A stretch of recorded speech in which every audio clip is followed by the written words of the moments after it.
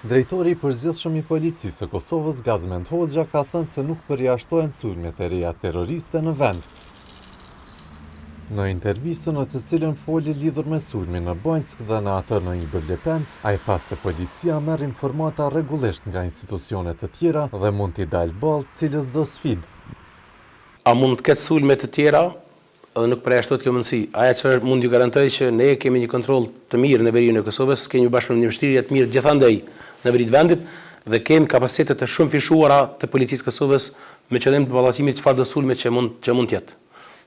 Ne kemi kapacitete, kemi informacione, kemi inteligjencë, kemi një koordinim të mirë me bashkësinë ndërkombëtare në këtë rast me KFOR-in dhe EULEX-in, e pastaj urojmë që të mos kemi të lashe, por nëse ka do të jemi të gatshëm të dalim ballë çdo sfide, çdo probleme që mund ta kemi përpara.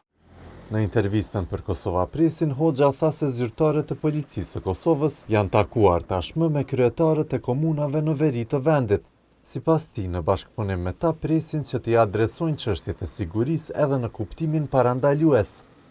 Kryetari i komunës e ka për obligim të themendojë Këshillin Komunal për Sigurinë Bashkësi, edhe bashkërisht me kryetarin e komunës, bashkërisht me institucione të tjera, me vullnetarët të cilët janë pjesë e këtij këshilli, duhet me gjetë çështje preventive me qëllim të parandalimit as adresimit brengave të sigurisë që qytetarët mund të kenë.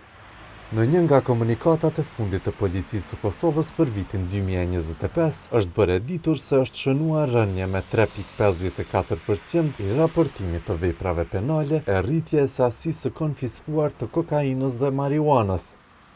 Rritje ka pasur edhe të gjobat e shqiptuara në trafik me gjithsej 755.483. Të vitë, sipas raportit të Institutit Gallup për Sigurinë Globale, Kosova është renditur ndër vendet më të sigurta.